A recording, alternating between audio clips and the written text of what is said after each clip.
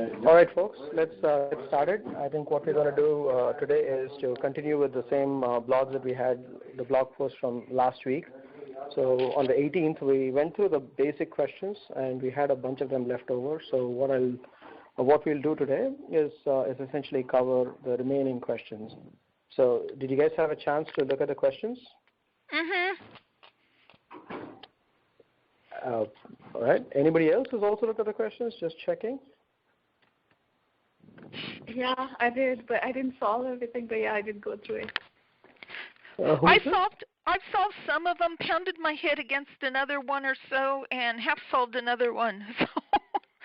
Good. I think what we'll do is we'll just get started with the very first one, which is the De Bruijn sequence. So did you guys actually have a chance to look at the De Bruijn sequence? I thought that infirm master string was what we were going to start with.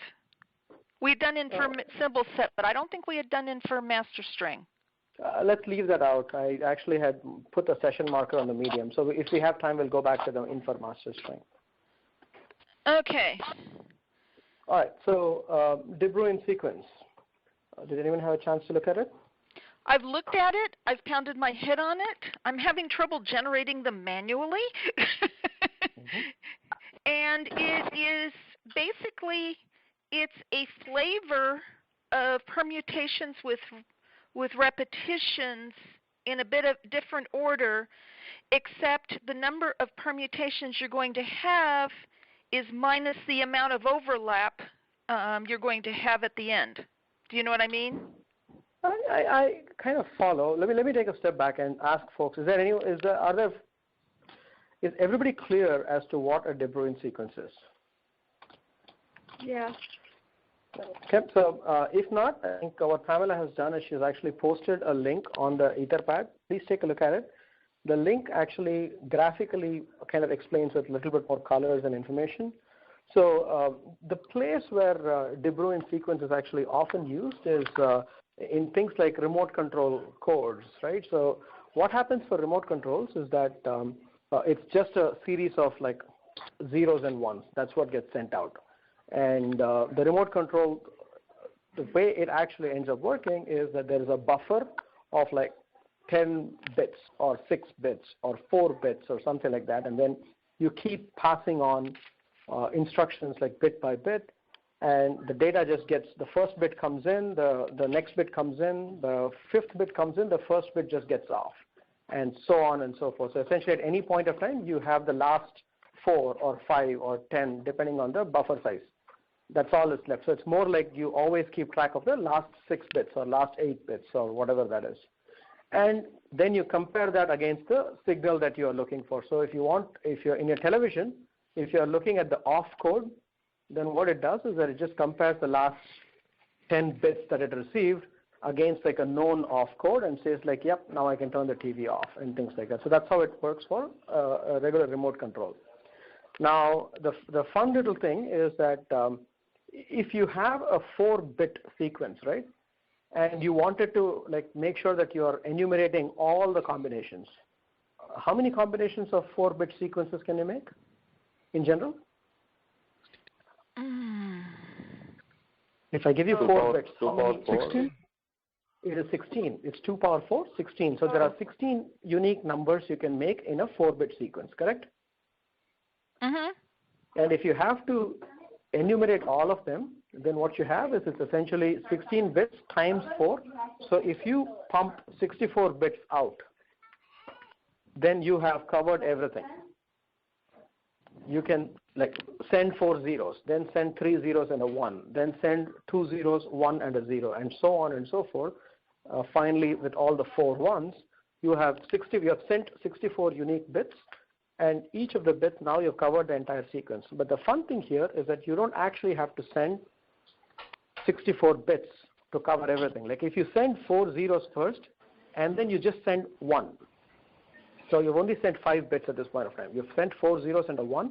You've actually covered 2 sequences, right? You've covered the sequence which has 0, 0, 0, 0, and you've also covered the sequence 0, 0, 0, 1, correct? Does that make sense? So how would you organize your system So that all you have to do is like send it a sequence of bits that automatically covers all combinations. Like so a substring. So essentially what you're doing is you're building a string. If you take any substring of it, like of length 4, you should be able to take 16 substrings totally in that string, and you would have covered all scenarios. That's kind of what we're trying to get to. Does that make sense overall? Mm-hmm. So how would you go about doing that? What are the thoughts? Well, one of the things you notice is as you advance the sequence, it's like you shove everything over 1 for each additional sequence. Right.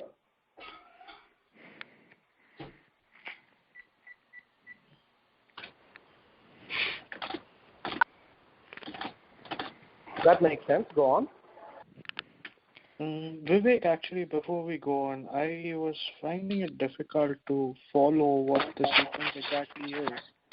So based on the example that was given, so it's the base is given and the length, the base is provided and the length is provided. So, I mean, how does, if the base is 2, that indicates it's binary, only 0 and 1 is allowed. That is understood. Correct. But when the length is 3, how do we end up with that 8-bit number? It's actually there should be 2 zeros at the end. It's actually a 10-bit number. It's a typo in the thing, but so if you take the 10-bit string, right, with 3 zeros, 1 0, 1 1 1, and 0 0, what you see is that you will find if you take the first 3 bits, that represents the 3 zeros, right? If you take the bits number 1, 2, and 3, then that represents 0 0 1, which is also covered. And then if you take the next few bits, you actually see 0 1 1 is also covered. And then 1 1 0 is also covered, and 1 0 0 is also covered. 1 1 1 is covered. So essentially, all combinations, all the 8-bit combinations, 0 0 0 through 1 1 1, all of them are actually covered. Does that make sense? No, but I mean, what was the significance of length 3 when it was said that it's length 3? How do we wind up with a 10-digit binary sequence? Great question. 10. So what you want to do is, your goal is to make sure that all 3 binary sequences are covered. So if I take a substring, any 3 substring of zeros and ones combination, I should be able to find that in the string. Right? Okay. Create a binary string of size 3. That will be 1 1 1, for example, right? You should find 1 1 1 in the string as a substring, and we have it. Correct? Okay, so it is kind of a master string of all the possible combinations. Correct. It is essentially a master. What you're trying to do is that's kind of why this is a part of an extension of the master string piece that we looked at before. But it is what you're trying to do is you're trying to create a large string so that if you were to look at if you want to find all combinations, like all 3 combinations, like all sequences of length 3 of binary, which is because it's 0 and 1, because the base is 2, you should be finding that in the string. So this string is incomplete. You have to add 2 zeros in the end. Con sợ thì con phải ăn, con phải cảm ơn mà có đồ ăn ăn, chứ không phải ăn vậy. Phải tính chi đồ ăn mà đâu có tính chi đâu con. Okay. Somebody else is actually speaking. Hại cho con á. Okay. Vivek? Yeah, go ahead. Yeah, this is Supriya speaking. So when I read online, it was saying, I mean, they had mentioned that it's like a circle. So as in if you don't have those zeros, but the zeros are there at the beginning, so we kind of go back to those zeros or something like that. So that is correct. You can actually keep sending the sequence. That's where it came from. Good point.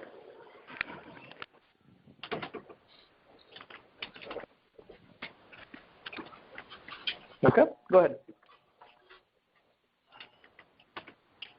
So that makes sense, actually. That's probably why I just copy pasted the example from somewhere else. So if you take it as a circle, then sure, yes.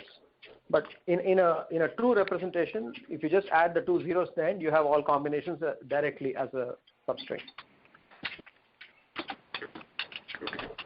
So base 3 means 0, 1, 2, right? Base 3 would be 0, 1, and 2 are the 3 tokens, correct? Okay. So, Vivek, if I were to solve this question in a naive way, if I am to generate all 3-digit binary sequences like 000, 001, and whatever, 2 power 3, all those 8 sequences if I generate, and like we solve the master string problem, if I am, creating a hash map and maintaining the count of the max count of each of the zeros and ones, and then I try to generate a master string. So I cannot ensure that you will reach the optimal solution.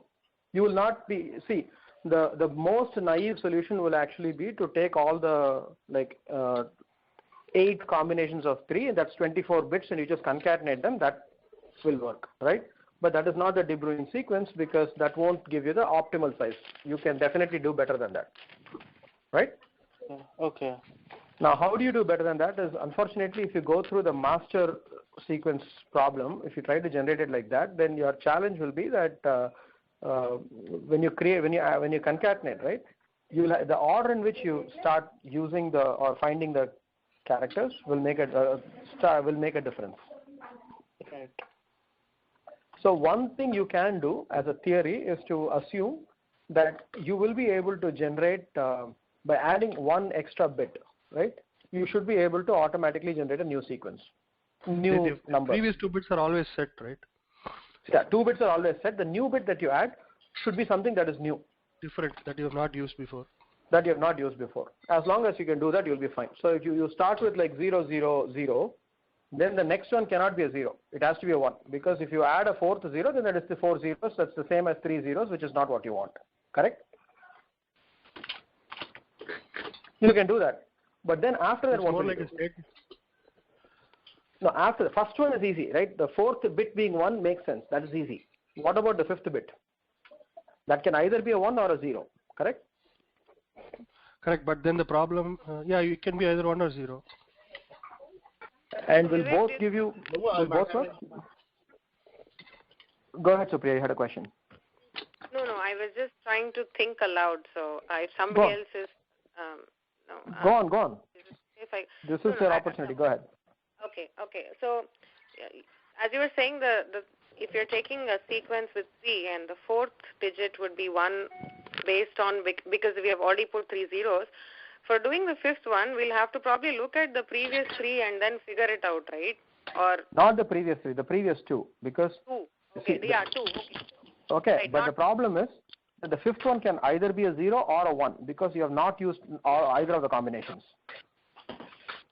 Right. Okay. Now the problem is that if you go through this path, right, there will be scenarios where whether you put a 0 or you put a 1, you have used the combination before. Now what will you do then? So you put a 0 and you have not used that combination, then we continue with it. We put a 1 and then we see that the combination is already there, then we'll have to probably start all over again. How far back will you go? All over again is like you have to, so this is essentially a backtracking problem, right? So you'll have to go back. Right. So the way I would, if you have a paper and pen, then you would write 3 zeros and then you will put 1. That is deterministic. After that, you have 2 choices. You essentially will list out all the options starting with a 0. You list out all the options starting with a 1. Correct? Right. And then from there, you keep forking. So at any point of time, you have the option of going either adding a 0 or adding a 1. And you will either add a 0 or a 1 if you have not used the 3-letter sequence before. Correct? Mhm. And this will get you the most optimal sequence. Now the question is, will it always get you the sequence? It should. Right? How will it work if you have multiple, if the base is not 2, how will it work?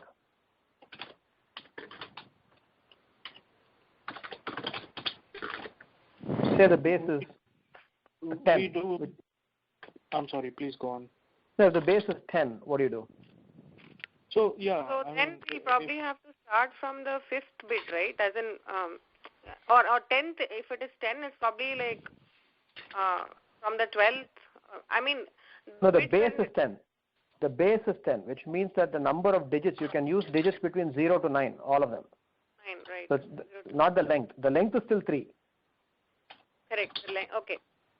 So you can use 9, what is it?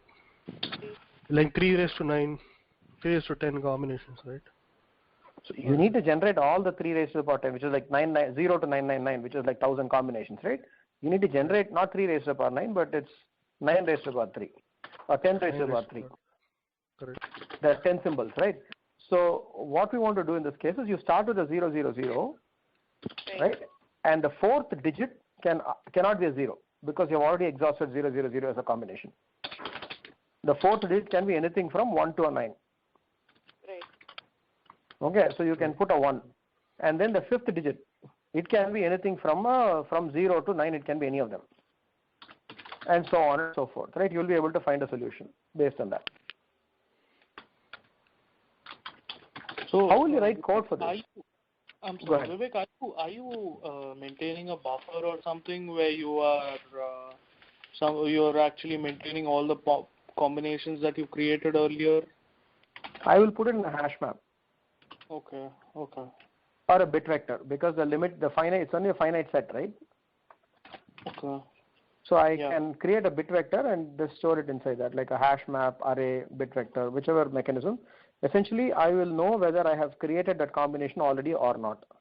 Okay, and you also said that we might reach a situation where no matter what for instance, like when the base is 2 over here, so both 0 and 1 have been exhausted earlier, the sequences. So is that the end of the question? I mean, is that the complete solution? No, it won't be. Till you have hit all the 1000 combinations, or till you have hit all the 8 combinations, and depending on the scenario, you are not done. So if you hit a particular scenario, that means that particular path is unviable. Oh, okay. Which means that you have to backtrack to a point where it is where you can start using, and you're good to go. Okay. That makes sense. Yeah. Thank you.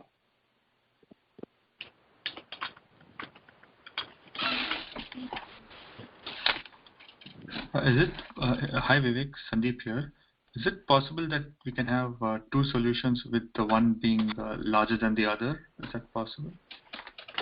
No, typically not. You can. I mean, if you have one solution that's larger than another, then what that actually means is that you have a suboptimal solution. The longer one is suboptimal, right? Okay. No, but imagine the scenario. But how will you know when to stop? Like, suppose you get the longer one first, then you keep. Actually, you're right. You cannot you will not have a longer scenario at all, because with every character you add, you have to uniquely find a new solution, right? Okay. So the way this works is very simple.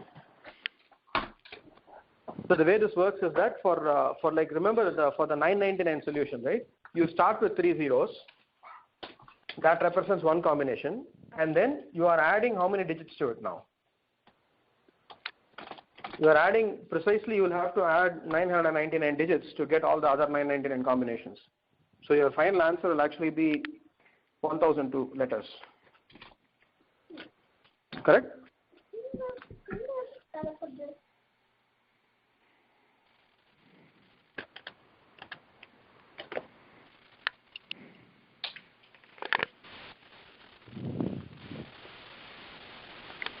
Is it clear? Is there anyone? Yes, agreed. What are you thinking? Agreed. Vivek, I didn't catch that. I think you should just repeat that once again. Sure, let me do that. So the way it works is, once you have added the first 3 digits into your list, right? How many combinations have you taken care of now? This is for the base 10, right? Let's assume base 10, size 3. Once you've added the first 3 digits, how many combinations have you taken care of? Only one, right? Just one. Correct? Now, when I add the 4th digit, how many additional combinations have I taken care of? 2. Just one more. So 2. One more. So when I add the third, one more digit, can I add one more digit? So with every time I add a digit, how many additional combinations am I taking care of? One more. With every addition, I'm taking care of one more. How many total combinations do I have? 1,000 combinations. So the final string will be precisely of size 1002. Correct? Correct. Okay. Right. Like you will not be able to generate any other solution.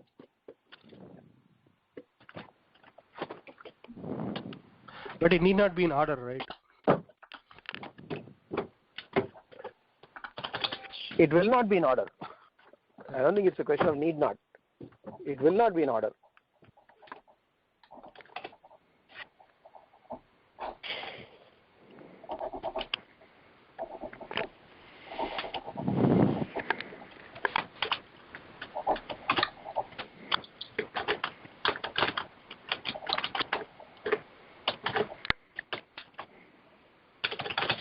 So any questions on this? So you've got kind of a brute force solution in a way.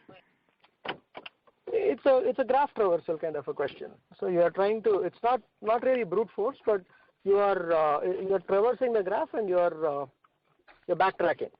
Right. Right. So typically this is what you would do in case of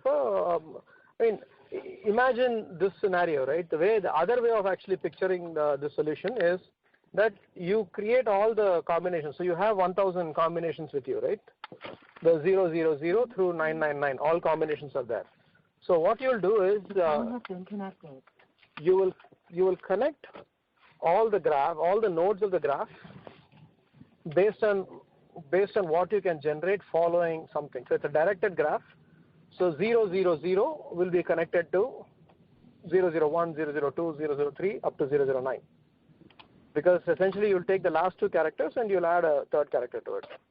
And what you're trying to do is you're just trying to traverse this directed graph without actually repeating any node.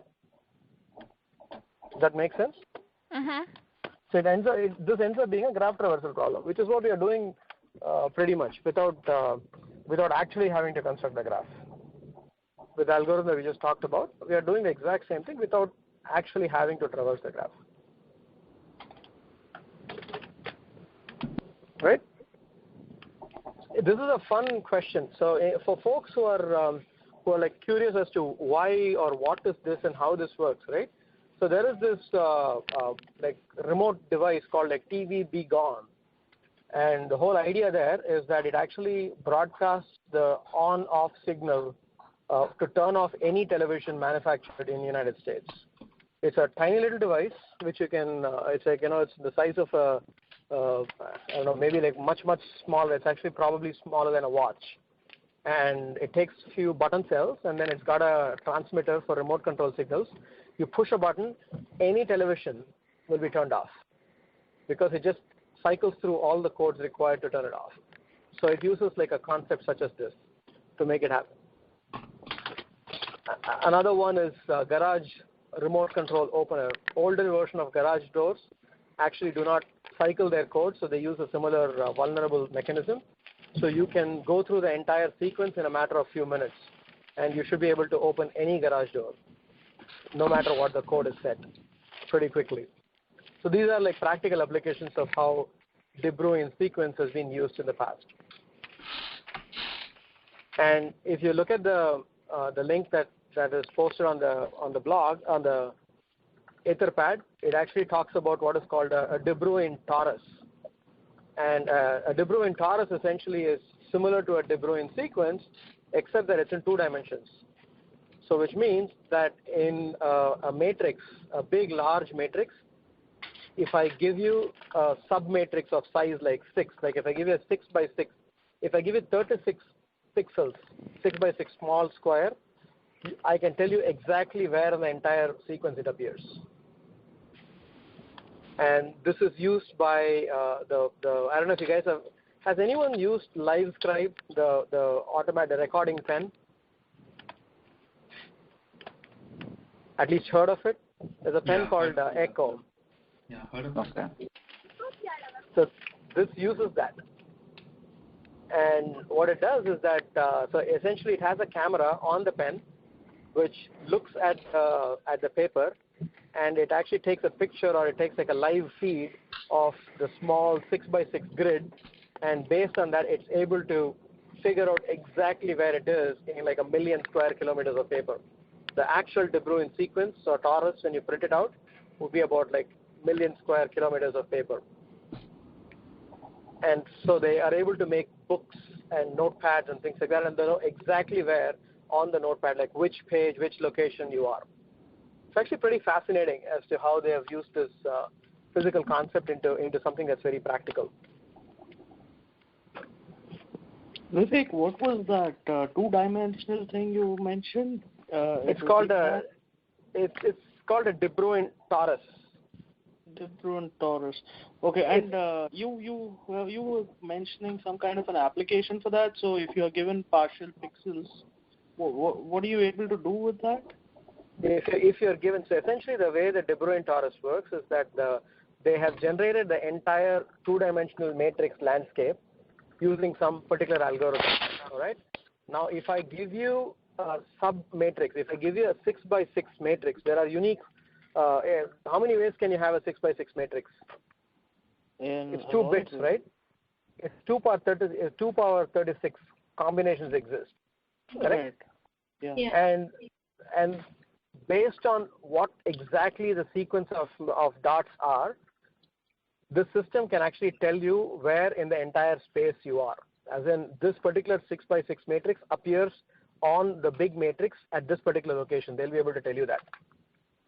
So that way, essentially what they have is that they have printed the whole matrix on paper, and they have a camera on the pen which actually takes a small picture of where you are right now. And with that, they know that you are on page 6, like 4 inches from the left and 2 inches from the top. They will be able to tell you that. And the way this is encoded is actually pretty easy. So the pen has all the computing power it needs to figure that out. It's super neat. Okay. Does that make sense? I know I'm just kind of rushing through this a little, but this is fascinating. So if you guys want to read up more on this, please definitely look it up. It's this is the De Bruijn sequences in Wikipedia.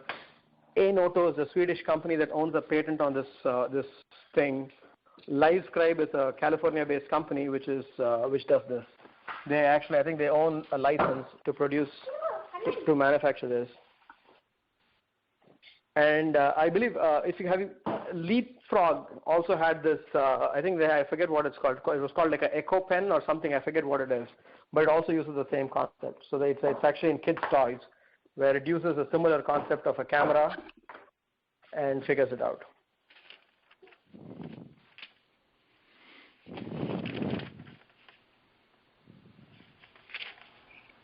This is like super neat. Awesome.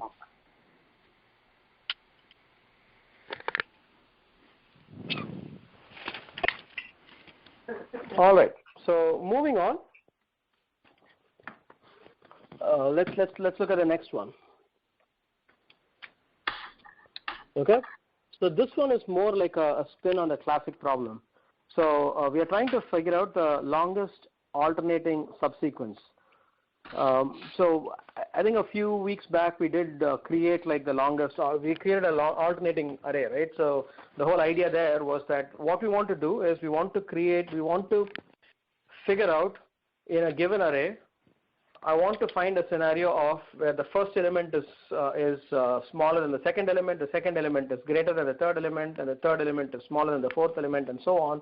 So if you look at every adjacent element, that element should be essentially any element, like the even elements could be the peaks or the valleys, as the case may be. So if you look at the even elements, the odd elements on the either side of it should essentially be less or more, as the case may be. Does the question make sense?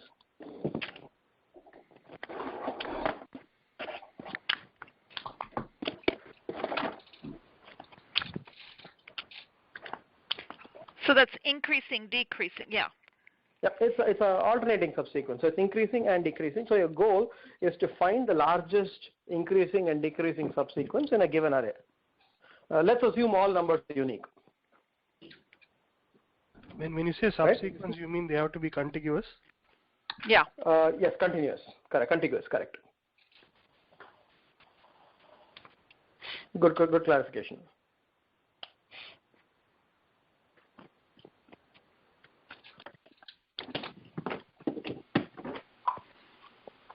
So this is like a divide and conquer problem, right? Is it? Find the peak or valley. No, I wouldn't say so.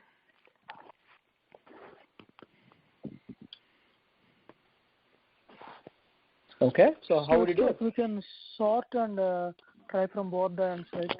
So I wouldn't sort. You can't sort. You can't sort. You lose No, sorting doesn't. Yeah, you lose the sequencing, right? The order, you lose the order, and sorting that will not help. Can you do it with variables?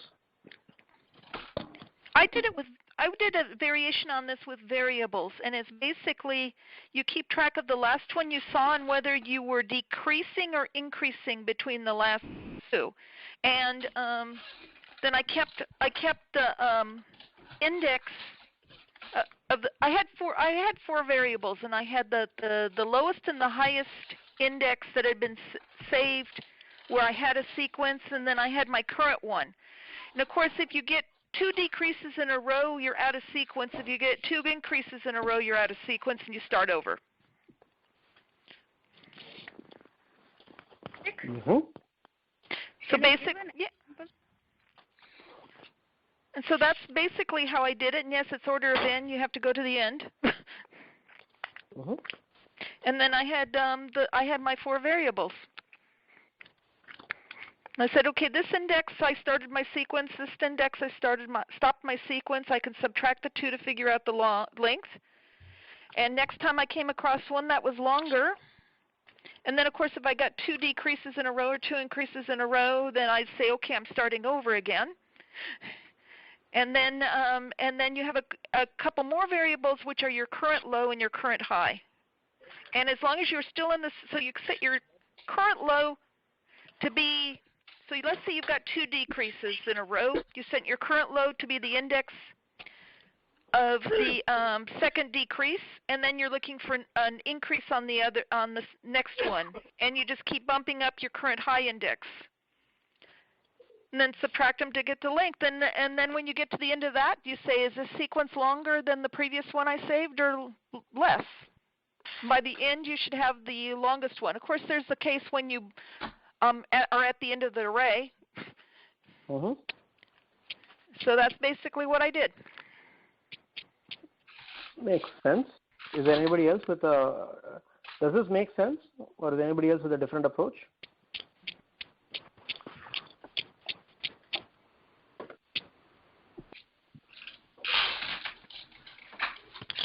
It's similar to what she said, only thing that you don't have to keep track of the length of the sequences that you are finding out. One way of doing it is, you start reading the array, and instead of maintaining the length of the sequence you have identified, you just push the values that you are reading into a new array whenever you see that they meet the condition for the sequence.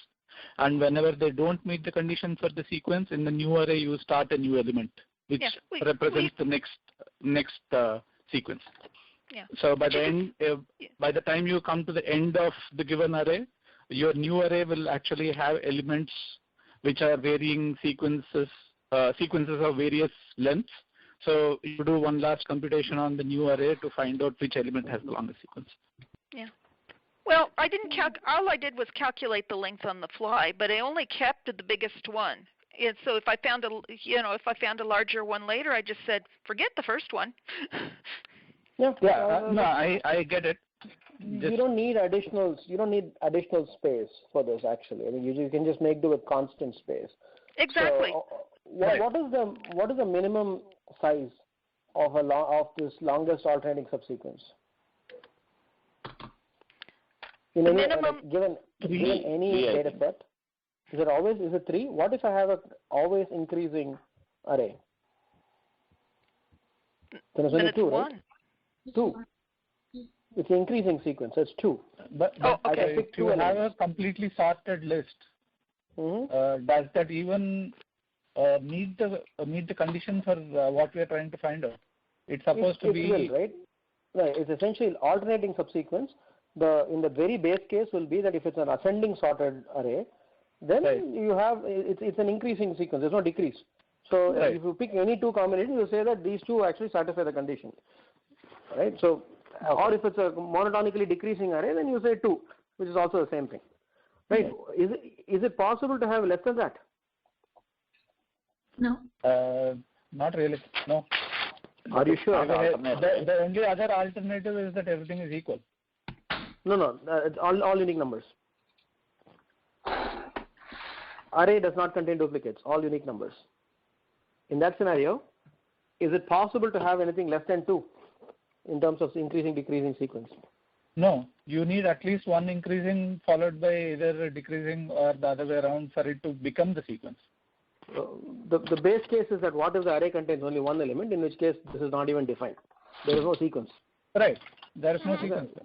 So with at least 2 numbers, at least 2 distinct numbers, either they will be increasing, decreasing, or decreasing, like small, large, and large, small. So in any case, you will be able to get a sequence of 2. Makes sense. Right. So the Pamela's suggestion solution was, if I were to rephrase it, essentially what you're trying to do is, you take the first 2 and you know whether you're actually on an increasing scenario or a decreasing scenario. Okay, and as a part of that, you keep going till you figure out where it actually violates the sequence. So you find 2 numbers which are increasing in a row, or like 2 times increase or 2 times decrease. Once that happens, that is your string, right? That is the length of your sequence. And then after that, what you do is you just go further, and from that point forward, now you start a new sequence. Again, you keep comparing and checking. If this new sequence is more than the previous sequence, then you can ignore the old sequence and keep the new one and keep going. But one word of caution here, right? You might want to make sure that, do you have to backtrack the last comparison that you made?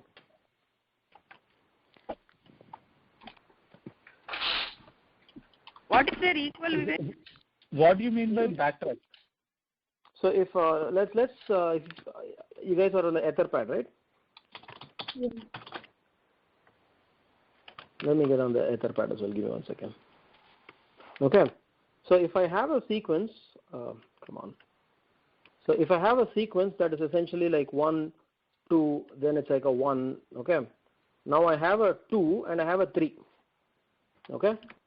Right. My sequence has stopped. Right. Now what do I do? Do I start with 4? You said unique numbers, right? This is not unique. Yeah. Fine. I can do that. Sorry. Thank you. You have to start with 11, 2 again, right? The last 11, 12, right? 1, 2, 3. So far, so good? Mm-hmm. Yep. Okay. So if this is the scenario, then what do I do, right? What is the next character? The next could be a 2. Or not 2, but like a minus 1 in this case. Right. So the thing is that now you need to backtrack, because you have to go back and make sure that now your new sequence starts from it's 2, 3, minus 1. This like 11, 12, 1, 2 was a sequence. But shouldn't the new sequence essentially start from 3? Why? Because you have a 1 which is less than 12, and then you have a 2 which is greater than 1.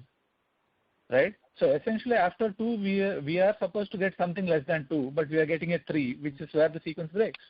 So the next sequence should ideally be starting from 3. No, but you can actually the sequence can start from 2. Yeah. So if your sequence was 2, 3, minus 1, it's valid, right? Avni, can you mute your screen, please? But aren't we already considering 2 to be part of the previous sequence? That is my point. No. So the intent of this exercise is to actually find a sub element, like like a subset of this element, or like a continuous subset of this element, where every element is increasing, decreasing, increasing, decreasing. So which means like I don't care how you so cut the there array. could be overlaps among the subsets, is what you're saying. That is correct. There will be overlaps among the subsets. That's what I'm trying to point out. Okay. So then we have to do backtracking. Okay. So Pamela, question for you was that did you figure out the backtracking element? Yeah. Okay. That's something to keep in mind. So that is the trick here. Every rest of the code is actually pretty straightforward. Vivek, can you repeat it once, please? Because Okay. I actually my phone got went out of charge. Okay, no worries. So if you look at the example that I have posted in the Etherpad, right? So we have 11, a 12, 1, 2, 3, -1, 4, and a -2. That's what I have.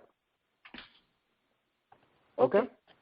So now, if we go with the algorithm that we just heard earlier, we will start with 11, then we go to the 12, then we take the 1, so far so good, we take the 2, so far so good, and we go to the 3, and it's like, oh my goodness, this is wrong. Correct? Okay. At this point of time, we need to go back to the 2 and start the sequence as it's 2, 3, and then -1, 4, and -2. You have to go back to the 2. That's the point. No, why can't we go back to 1? Because 1, 2, 3 is also increasing, right? No, It's you want always- alternate. You want alternate. You don't want increasing. So Vivek, one thing, if you could use Go extra on. space, right? If you could use extra space, Let's use extra space. Go on. and so you take the differences of each of all the consecutive numbers, right? Mm-hmm. Then you'll get like a positive, negative, right? Difference. And therefore you will know exactly where you can start backtracking. You have two positives together, and then followed by negative. Then you know that you have to start backtracking from the place where the two positives are, right? Yeah. So this is the other way of looking at this one, right? So essentially, what you do is that if the number is greater than the next number, you put 1. If the number is less, you put -1. So your goal is actually to see the scenario where you have alternating -1 + 1 -1 + 1 and so on. Right? That's what you want to do. Right. Now you know that you have two ones there, therefore that breaks the sequence. But then you have 1 and -1, so you know where to backtrack from, right? But you just backtrack 1. You just have to backtrack 1. That's it. Yes. That's the whole. You just have to backtrack 1. It is possible that the third number also could be 1. So essentially, had it been a 1, 2, 3, 4, right? So this was the scenario. Right. Then what happens is that you start with 11. Then it's 12. Then it's 1. Then it's 2. So far so good. Then it's 3. Crap. That does not work.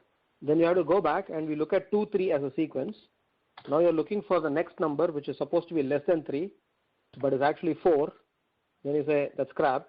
Let's go back. Now you're looking for 3, 4 as a sequence. Right. So every time you break a sequence, you have to go back 1 to make sure that you're actually capturing the last one. Does that make sense? Yep. Actually, what I kind of did was I was looking ahead. So that's the same difference, if you know what I mean. You're peaking. Yes. Yeah, that's a clever way of doing it as well. It works the same way. I just noticed a comment on the Etherpad about Josh talking about Wikipedia code is totally incomprehensible. Is it for this one or is it for the De Bruijn sequence? I think it's for De Bruijn because I've been breaking my head against Wikipedia stuff also for that. Those are the De Bruijn sequence. That's the optimal way of doing it, and we can get to that as well. But no, leave the optimal way or suboptimal way. Just the explanation of what the sequence stands for itself is like confusing there.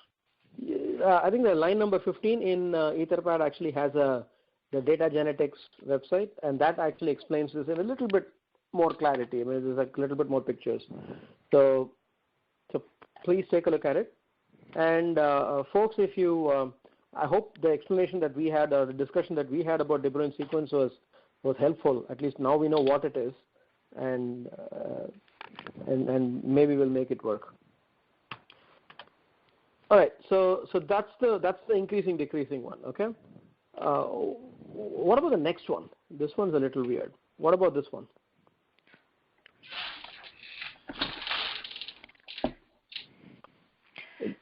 Can anyone take a look at this question? Yes, I did take a look at it. I coded up Okay. what I think is the solution.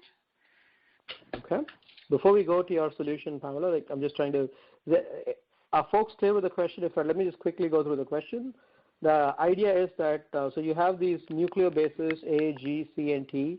That is a genetic sequence for generally species.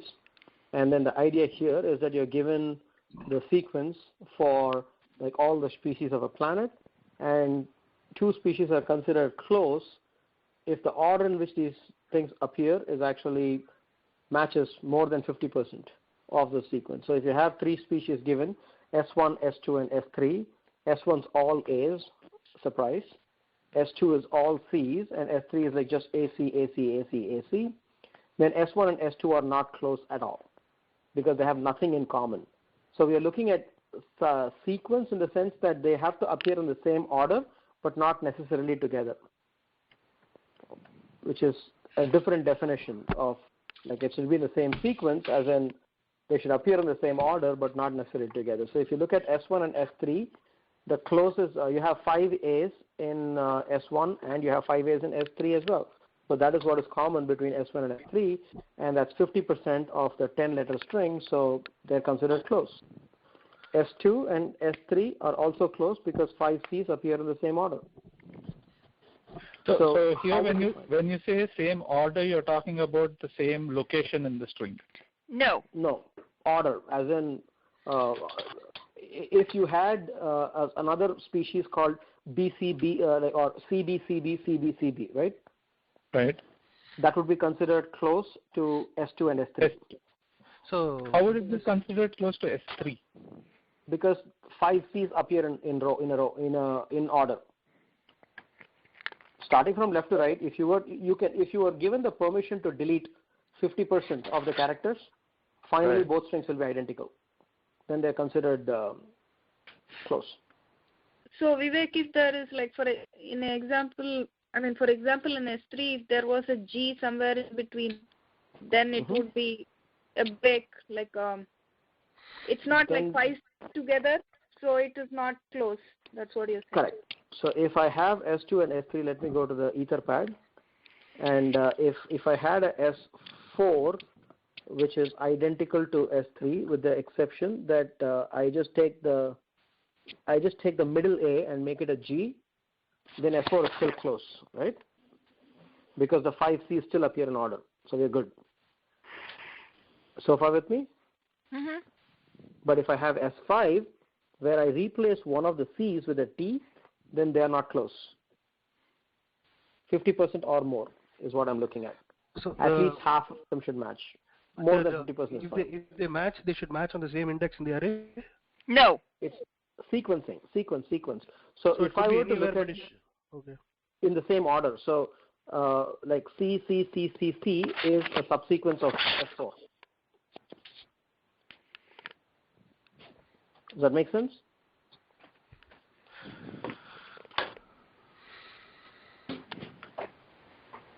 Yeah, we are comparing what, S3 and S4?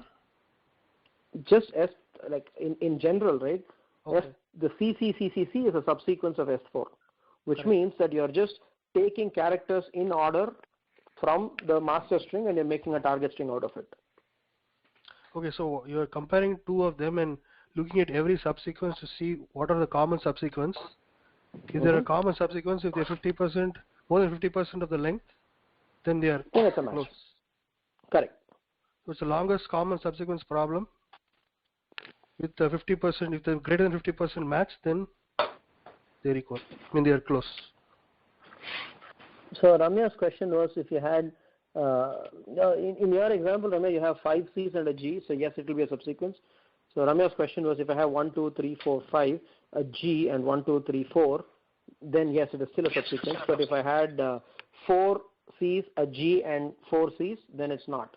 Because the longest common subsequence in that case will be only 4 C's.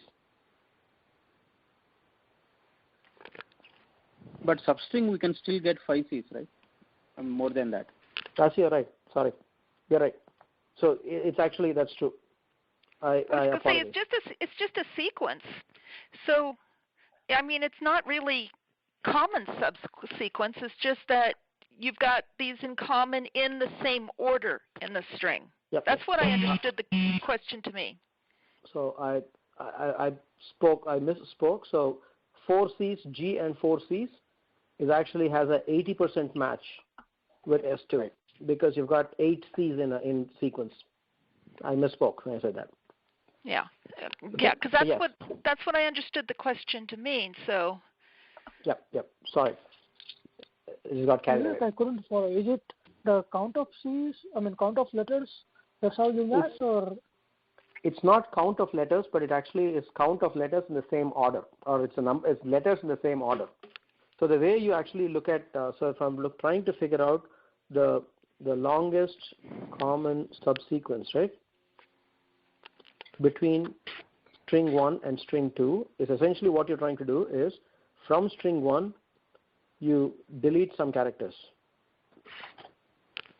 and from some string 2, you delete some more characters, some letters, and then finally what you're left with is an identical string. So the way all you're trying to do is you're trying to delete some characters from S1 and some characters from S2, and finally you'll be left with the same identical string between the two. They have to appear in the same order.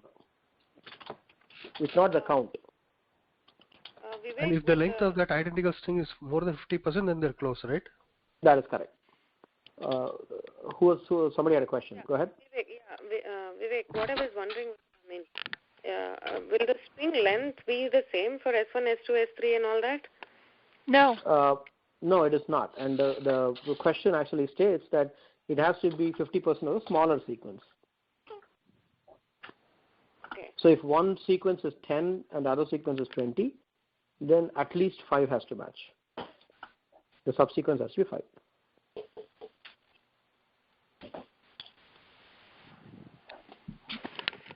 Well, basically, when you defined the question, you talked about the two, and you said S3 is not close to S2, but S2 is close to S3, and that's how I designed my solution,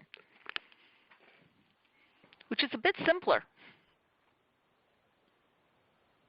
Can you repeat that? I missed your. Okay. In the handout, you said S3 is not close to S2, but S2 is close to S3. I didn't say that. Yes, you did. No. S1, I'm looking at it right now on screen. S1 is not close to S2 because nothing is in common. Right, S1 is close to S3 and S2 is close to S3. Right, but S3 is not close to S2. In other words, the converse is not true. Well, I didn't mention that, but they are related. They are actually S1 and S3 are related to each other. They will be. So, the longest common subsequence is actually it's if A and B have a sequence, and B and A should have the same sequence. There's no other way, right? Yeah, except in the original problem you said S3 equals AC, but is not close to S2. Nothing in common, although it does have something in common, but it's not 50%. No, there's nothing in common. It is 50% of the smaller string, right? S2. Yeah. Hang on. S1 is not close to S2 because S1 is all A's and S2 is all C's. There's nothing common between the two. So S1 is not close to S2, S2 is not close to S1. That's clear. Yeah. For between S1 and S3, they are relatives. Yes. They are actually close to each other. S1 is close to S3, S2 is close to S3, but you said S3 is not close to S2. I have not mentioned that anywhere. They are. In the handout, you said that. Where? I'm reading it. There's no other handout. This is it. I mean, yeah. No, it's not. I'm just looking at the blog. I never said that. That's what I'm curious as to where you're getting that from. Yeah, let me go to the blog and cut and paste it, okay? Yeah, please. I remember reading it somewhere too. I don't know where. But it's not here. I've changed it. No, I didn't change it. It's okay, let me go to the blog and I'll go cut and because I printed it out. So this is the common dynamic programming problem, right? Longest common subsequence. Correct. It's a very simple dynamic programming question. So instead of actually just just saying let's solve the longest common subsequence, and just I just put some words around it, and essentially the goal is trying to find the longest common subsequence. So does anyone know how to solve the longest common subsequence problem?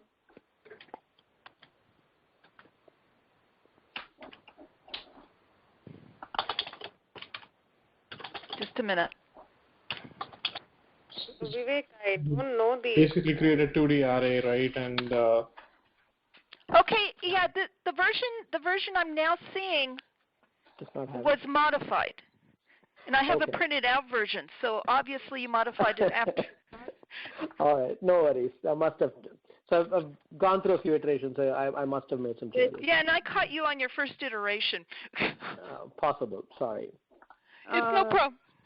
So Vivek, basically here we have to find out what sequence it is in each string. Like for example, the first one is all A's and the second one is all C's. S3 is AC, AC, AC, AC. So is that what we need to do? So our goal is to actually detect find out what is for all pairs of strings between S1 and S2, S1 and S3, S2 and S3, and so on. For all pairs of strings, you need to go and evaluate the longest common subsequence between the two strings and check the length and make sure that it's less than, if it's more than 50% of the smaller one, you've got the answer. All right? Okay, so let me put this out again because, as I said, I have an earlier iteration. I'll so temporarily...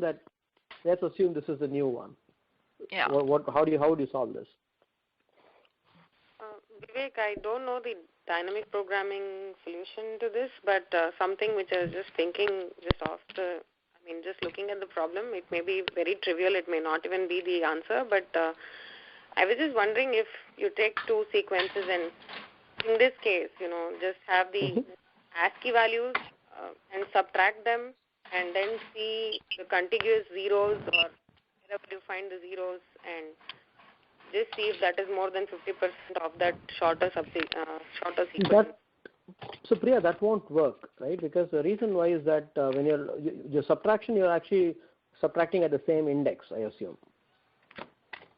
Yeah, but you'll have to do that for the longer sequence, you'll have to do that. It's like you have to start from the first one and then subtract and then again go from the second index and then subtract the smaller sequence and the third index. Fair enough. I think that's a good thought process, but that's not how you want to do it, because essentially the problem that you have is that there's just multiple ways of doing it. I mean, essentially you are generating all combinations, and you'll have to compare multiple combinations of multiple strings to get there, and that won't really work the right way. Okay. So anyone else who knows how this will work? This can be a little bit of a silly question, but so the longest common subsequence you said to relate with that, right? So is it just that we find the length of the longest common subsequence and compare it with the length of the smaller array? I actually got dropped, so I joined in a little late. So is that how you want to apply the longest common subsequence? That is correct. So yes, Vaibhav. So that is how I was looking at this. So the way I was looking at this was you would go look at you'd look at all the pairs of strings, and then you will apply the longest common subsequence to it. Okay. And if that is more than 50% or equal to or more than 50%, then you're done. Okay. Got like it. They're related or they're close. And then if it's less than 50%, then they're not related, and you're done. Actually, I got even more primitive, but I don't even know if maybe you're blown me away. But you're passing two character arrays or strings, or you can convert them to character arrays, and then of course I have a match count that I keep. And I figure out if I'm done, and I have an index to each string, and then I just say if two indices, one pointing at string A and one pointing at string B, if they match, you bump up the index to both of them. Otherwise, you just bump up the index to the other one. And then that, of course, I was looking for string A Which being one? close to B and not vice versa. Which one did you bump up? The first one or the second one, if they don't match? Second one. Why? Why not the first one? Because I was looking to see if the first one was close to the second one and not vice versa. Yeah, but the definition of close works cuts both ways, right? Mm-hmm. So if I had, if S2 were to be like CG, CC, or something like that, then S2 and S3 are still close. Okay.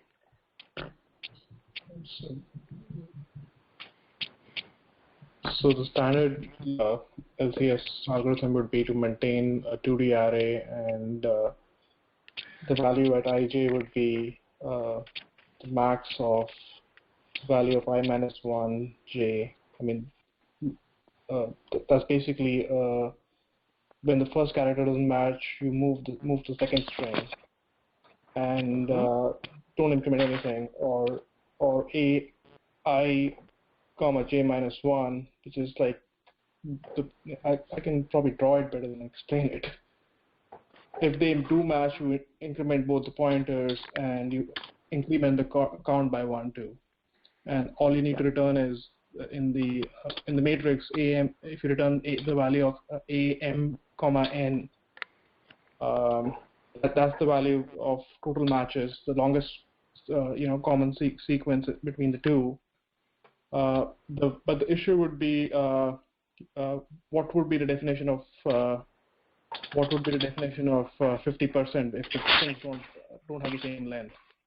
Smaller, 50% is smaller.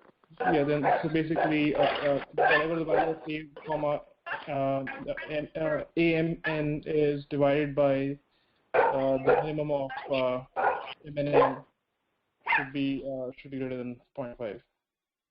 Correct. So that will work. So essentially, if just to kind of take just a different approach on dynamic programming concept, right? So I know you talked about like creating a 2D array and things like that, but if you were to conceptually, like if you just were to visualize it, what we are trying to do is that let us assume that you know how to create the longest common subsequence between like a of like the first a string from 0 to I and b of 0 to j. That's what we're trying to find out. Okay. At the first instance, I is 0 and j is also 0. What is the common subsequence between that? So when I say b of a of 0 to I, I'm on line number 40 and 41 in the Etherpad if you guys are following along. Mm-hmm. Okay. So what happens is that if I is 0 and j is 0, what is the longest common subsequence? 1. No, 0. Blank. It's empty, right? Oh, 0. Okay. Both strings are empty. If I is 0 and j is 0, then LCS is 0. Yeah. If A of 0 is equal to B of 0, then it's 1, right? Yeah, but no, this is of length 0, so it's like it will be. Okay. This is of size 0. By 1, okay. Correct. So you're right. Let me make sure I put then it will be -1 and -1. Sorry, I've added -1. Good catch. Okay, so that's what it is. Now there are two scenarios, right, where a of I is equal to b of j, or a of I is not equal to b of j. Correct? Mm-hmm. Those are two possibilities. Why is this? There you go. Better. Okay. So now if let's assume that if a of I is equal to b of j, what does that mean? You can tack on this one extra character to the longer subsequence. So essentially, your all it means is that your LCS of I comma j, or a of I and j, will be LCS of I minus 1 comma j minus 1 plus 1, right? Is that it? Right. Because you just tacked on one extra character. If they're not the same, what happens? It remains as... No, actually... Okay, this will old be LCS. yeah. It's bigger of the two. Vivek, Go ahead. what is I and J here? It's the so what when you're given two strings, right? What I'm trying to do is I'm trying to compute the longest common subsequence between the two strings. So if I, in order for me to do that, I'm defining the LCS of I comma j as essentially the common sequence between A of A length I and B length j. That's what I'm trying to do. Okay? Yeah. So by definition, LCS of 0, 0 is 0, correct? Mm-hmm. LCS of I, j equals LCS of I minus 1, j minus 1 plus 1 if AI equals BJ. Right? Yeah. And if they're not equal, then LCS of I, j essentially is either it is this or it is... It's a max of those two, right? Correct.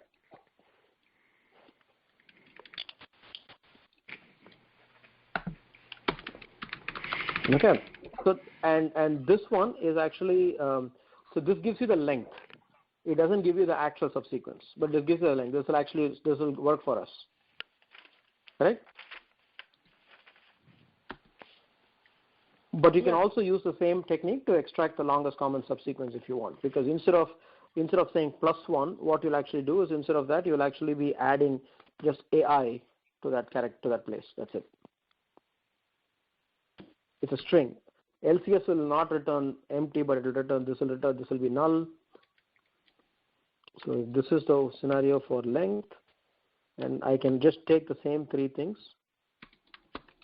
and put it as sequence.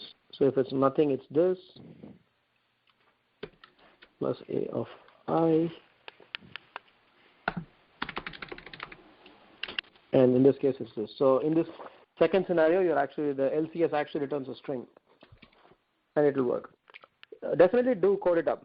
Okay, this is actually it's not a very difficult thing to do, but longest common subsequence is actually a fairly commonly asked interview question, and it's also something that will help you figure out how dynamic programming applies.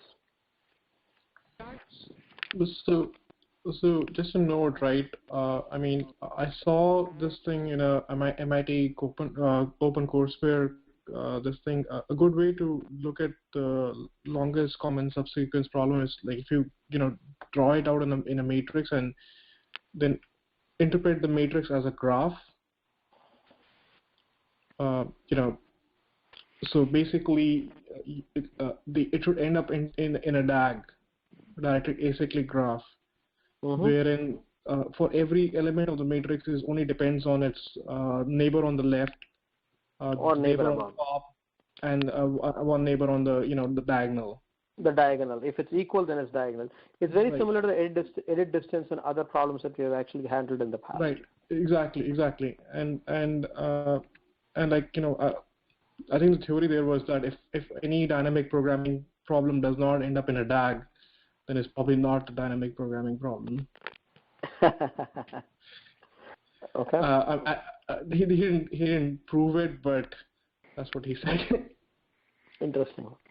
Yeah. So, is there anyone who's still not clear about the longest common subsequence? So Vivek, what is from what Gaurav was just mentioning? Is it just an extension of this particular recursion into dynamic programming, or was it something new? I didn't exactly follow that. No. What Gaurav was actually saying, if I were to rephrase him, was that the way you define this, right, is actually you draw this as a two-dimensional. You draw it as a 2D array. Okay. So where you take the i's and you put it in the x-axis, and you take the j's and you put it in the y-axis. Okay.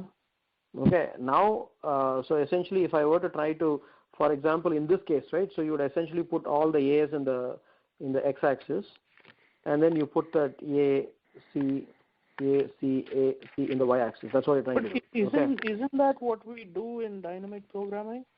That's exactly what he's saying. So essentially, what you're trying to do is you're trying to visualize this as a two-dimensional array, and then you draw the numbers, and then essentially what you're doing is it is a directed acyclic graph, the DAG, because you are saying that this is 1 because A and A are common, okay, and then since it is 0 and so on, and you put the values numbers here, and you're visualizing this as a graph. Eventually, our last grid will be the answer. That's it, right? Eventually, the last grid will be the answer, but the way your graph is connected, right, will actually represent the directed acyclic graph, and you're trying to traverse the graph to get to the path. So it's just a different way of saying the same thing. Okay. Gotcha. And the theory is that everything will essentially translate into a DAG if you look at it the right. If every dynamic programming question can be translated into a DAG, is what his hypothesis is. They didn't prove it, but that's what they're saying. Okay. Yeah. Thanks, Gaurav. It's an interesting way of looking at it. I didn't think of it that way. Awesome. So this is longest or common subsequence. Is there anyone who does not understand, who's not gotten this concept? If not, we can go over it one more time quickly, briefly, if required, or we can go over an example. Example, please. All right. So that will make it fun. Okay. So maybe we can go with like smaller strings so that the number of times we recurse through it will be lower. Sure. That's possible. Otherwise, what I can do is I can actually go to Google Drive and create a sheet. Just give me 1 second. Let me just give you the two-dimensional view generally makes sense. So let me just do that. What we're trying to do is... Why don't you try this? It's already available in Wikipedia. So. Oh, it is? Awesome. Why don't you send me the link to the... Why don't you post it on already posted it. He already did. Awesome. See, I was trying to create one, but that's fine. We can just walk through the... Is there a... Oh, they're actually using the same AGCT. Wow. I didn't realize that. See? Okay. So if you're looking at this example where you're trying to compare the longest common subsequence between like A, G, C, A, T on one axis and G, A, C on the other axis. Actually, you know what? That's okay. Let's do it. A, G, C, A, T. And you can move down. There is an example highlighted with yellow. I understand that. I just want to do it ourselves so that we can we can just do it. So the X represents the null character. Okay. So what is the common subsequence between null and anything? It is 0, right? None. By definition. And it is 0, correct? So far, so good. Anyone with a concern? Why do we have to do null comparison? Because it's just helpful to it simplifies a lot of the other calculations. So let's assume you have null because that gives you the boundary conditions, just much easier. Okay, because we always compare with the -1, right? The previous one and so now when I'm trying to compute the one that is marked question mark. So is this same as this? No. Okay. Since they are not the same, what is we just have to compare this, the one that I bolded. These are two things I need to compare. What is bigger of these two? The ones that are highlighted yellow. What is the larger of these two? I'm not seeing what you're seeing, but it's okay. It's on the Wikipedia? Not on the Wikipedia. It is, I am actually on the screen share. So if you are on the free conference call, you should see my screen share. I'm looking at the Etherpad. So. Not just the Etherpad. There's the free conference call wall. Oh, the reconference call wall. Okay, just a minute. Just posting If there's a link to it, please post it. it. I just posted it. Awesome. Well, I have a bookmark on it. I just got to go somewhere else. Yeah. Once you log into the free conference call through the website, you should be able to see the thing. I'm actually sharing the screen. So what is larger of the two yellow ones? Both are 0, so the larger one is 0. Correct? Yep. I'm in the free. So why are we looking for the before two, like I-1 and J-1? Why If this are character, we comparing those two? if this character, the one that's actually marked in red, is the same as this character that's actually marked in blue, if they're same, then we will actually only look at the diagonal. Yeah, that I agree. But okay, if they're not the same, then you look one up or one left. Why for that? That comes from the recursive equation. That comes from the recursive equation because essentially, what does this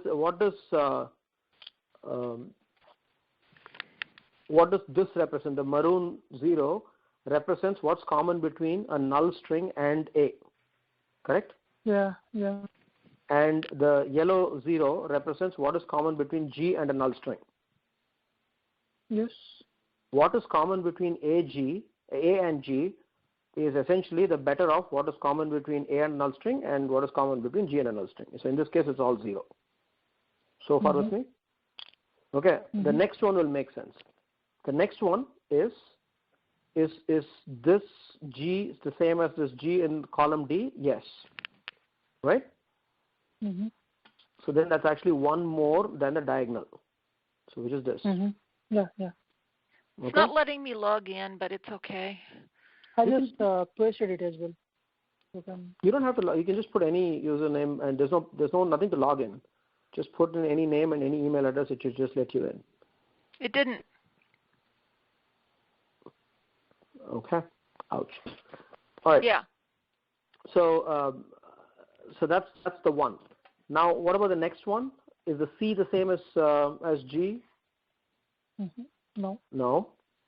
So it's better of this and this. So which is 1. Okay, I finally got in. Is A the same as G? No. So it's 1. No. Is T the same as G? No. So it's 1. No. So this one is A the same as A? Yes. Yes. So then that is 1 plus the yellow 0, which is 1. Is G the same as A? No. So then it's max of 1 and 1 is 1. Vivek? Correct. Yes, go ahead. Why did you put 1 for in column CFG? In column C, which one? EFG. The spreadsheet column. Okay, E, F, and G, right? The reason why is because, so let me just get rid of this first. So the value, this value is what should be that value? This value, you're comparing this C with this G, right? Are they the same? No. So, since they're not the same, you will essentially be looking at these two values, the ones that are actually pink, and put the maximum of those two here. Oh, okay. Which is what? Yeah, I was thinking it should be 0, but you're saying it should be the maximum of those two values. So. That is correct, right? Because what is this? This is what this says is that the common subsequence between A, G, C, and G, right? That's what this question mark represents. It is the better of common between A, G, and G, or A, G, C, and null. Okay. It's better of these two, correct? So what is the common between A, G, C, and null? That's 0. Null. 0. That's the pink on the top. Yeah. What is common between AG and AG and G? G. 1. That is 1, which is the pink on the left. Yeah. So the common between AGC and G will also be 1, correct? Yeah, got it. Good. Okay, so that's why it's 1, 1, 1. Got it? Yeah. Okay, now moving on. So you have, so this is also 1. Is C the same as A? No. No. So better of these two is 1. Is A the same as A? Mhm. Yes. So what should we do? 2. No, we we should already take- counted, right? A once for 1, a 1. same row. No, it should be 2. It's based on this red. I thought Common- you said it's max of 1 and 1. It's not It's max, max of 1. of 1 and 1 plus 1 if they match. Okay. It's not max But of we- 1 and 1. In Hang the on, same hang row, on, we hang on. counted A twice, right? It's One step LCS at a of I minus 1, comma j minus 1 plus that 1. But I agree. that common element. So common between A, G, C, A and G, A is what we're trying to find out. That is, essentially it is common of A, G, C and G plus A plus 1. plus 1. That's it. Because why? Is because the character that you're trying to compare is A, right? The both characters are the same. Yeah. The character in column F is the same as the character in row 4. Yeah. Got So it. we need to go to E3, right? Okay. E3 represents A, G, C, and G. Okay. Yeah. And then you add Okay, 1. okay. So there's too many ones here. So there's no max concept here. If the character's mass is only plus 1. You go diagonal left and add 1 to it. That's it. Yeah. It makes Okay? sense. What about this guy? What about, does T and A match? No. No. T and A don't 2 and match. 1. So it's a max of 2 and 1, which is 2. What about this guy? T don't One. match. A, T don't match, so it's Okay. 1. G and T don't match, so it's 1. 1. T and T don't match, it's 1. Yeah. A and T don't match, so it is 2. Max of 2 and 1. 2. And T and T matches, so this is 3. 2 plus 1. 3. 3 based on this 2. Yeah. Okay? Got it. Diagonal left. Diagonal left 2. Okay? Yeah. So the common between A, G, C, A, T and G, A, T is 3. Length of 3. The length is 3, which is essentially G, A, T. Okay. Vivek, All the how you came at 3? That part I didn't get. Oh, sure. So, what is common between A, G, C, A, T and G, A, T is what we are trying to find out. Okay? Do the last letters match? Yeah. So then it is actually what is common between A, G, C, A and G, A plus 1 for the T. Correct? Oh, that's plus 1. That's what I was wondering. I was just taking the 2 largest and adding that. So it's just plus 1. Okay. It's not, if the letters match, then it is not the largest.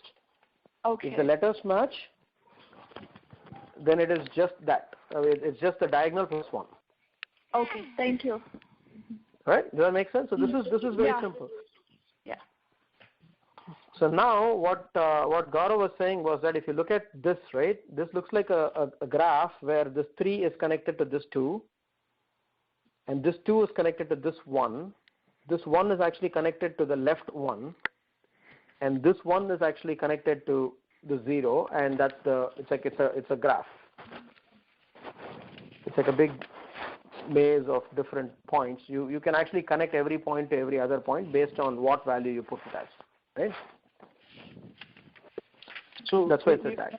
If for this, Vivek, if for this solution, the one you're sharing right now, if I want to backtrack and find the, the exact subsequence.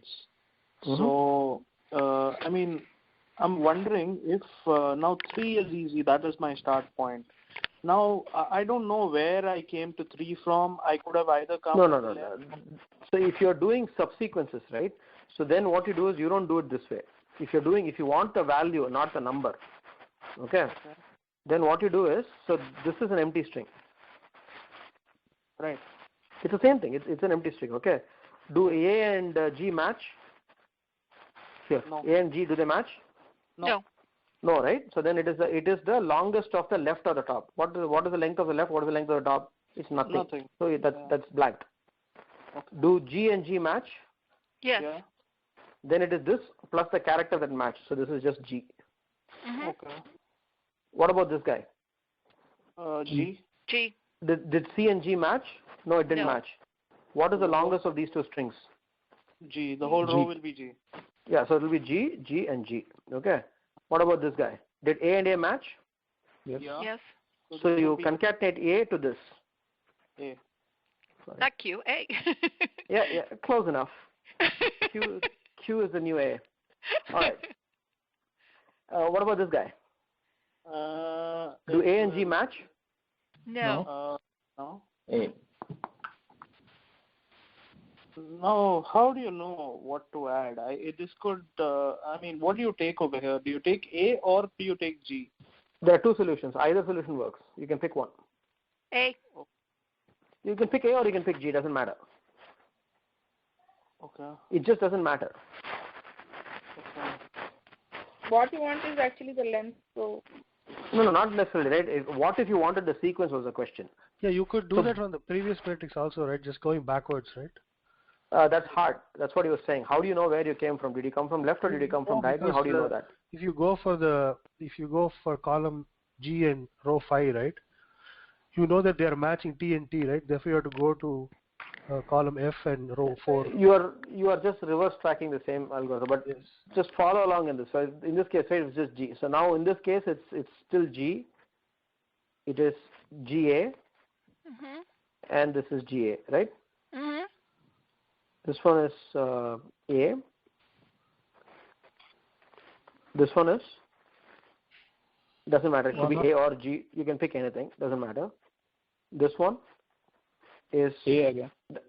Doesn't matter. It could be A or the G on the. It could be A on the left or G on the top. Doesn't matter. This one is GA for sure, and this one is GAT. So the longest common subsequence is GAT, basically. Okay, but see, I could have reached at a different solution if at row 11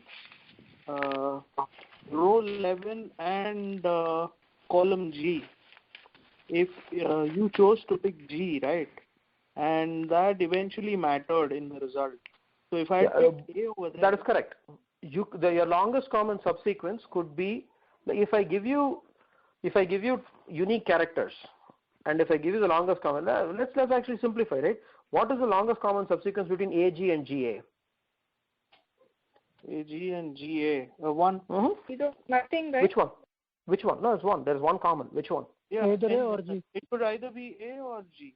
That is correct. So in similar scenarios, you can have a case where you will actually, so if in a similar vein, right?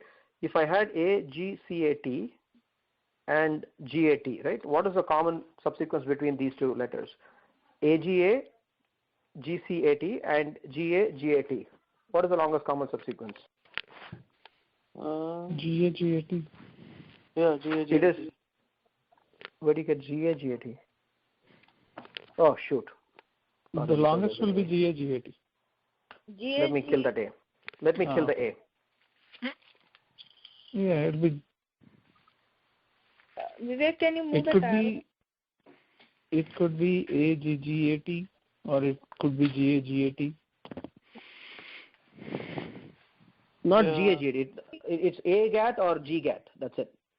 No, but in the two strings that we were comparing in our solution. So hang on.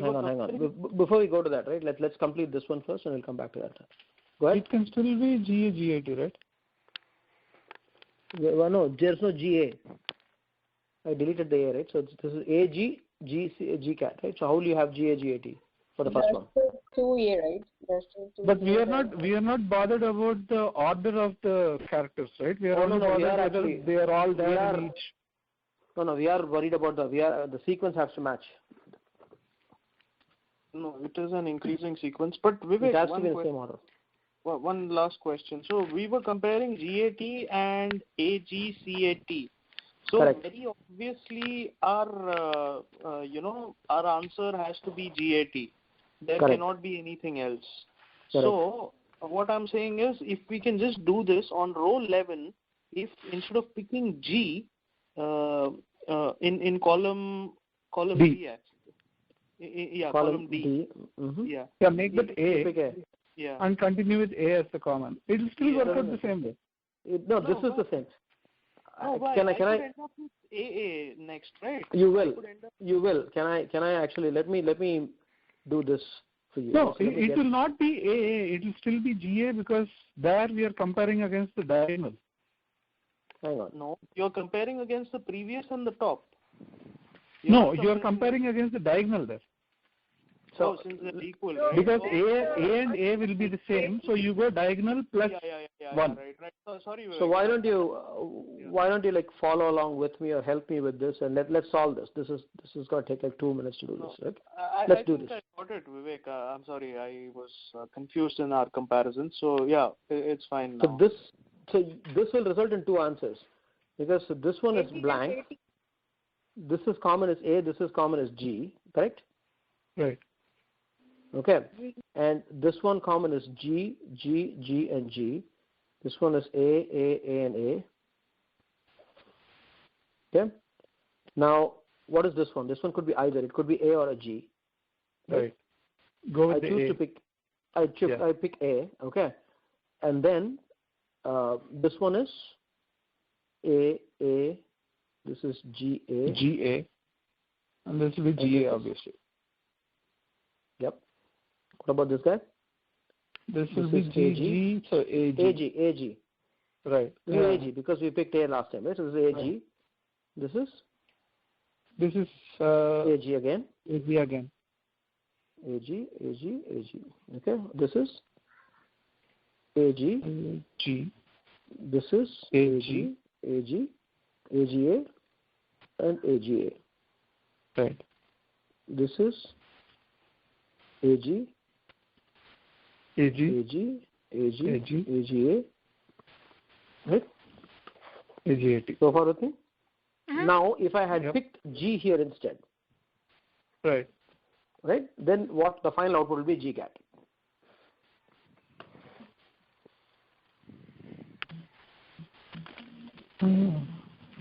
The length is still the same, but depending on what you have picked, it will be the same thing. So the common letters between this, right? You can actually pick 4 substrings. AGAT and GGAT are the answers. Yeah, got it, Vivek. Yeah, thanks. Okay. So Vivek, what you're saying is the substrings are formed by just knocking off the letters from their spot alone, but not by mixing up the letters. That is correct. Okay. So the order in which the final string has to be, the letters have to be in the same order, same sequence. That is by knocking off the letters, right? Got it. Right.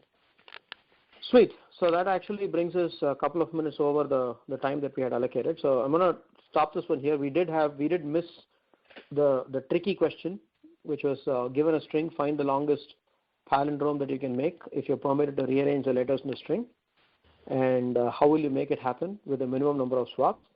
So I'm going to park this, see if I can combine this with the next class. If not, we'll start with brand new questions. All right? If you have any suggestions, drop me a note and I'll review your answers. So thank you all for this how is session. it that we send you an email or something like that? Drop you a note. Oh, Vivek it's in the Etherpad. I have my email address right here. Vivek at SD Skills. Okay, thanks. It's right there. Okay. Do you want my notes or not really? I mean, I've sent them a couple of times, but I don't know how useful they are. I haven't really used your notes yet, but please do send them in. I do look at them, but I haven't had the time to go through, compile, and add notes yet. So I haven't done that, but I do intend to do it once I have a little bit more time. So yeah, because I was just wondering if they helped at all or not. So they certainly don't hurt. So okay. Vivek, can you send a spreadsheet also? Sure. Let me. I'm just going to stop the recording, and then I'll share the spreadsheet. Thanks.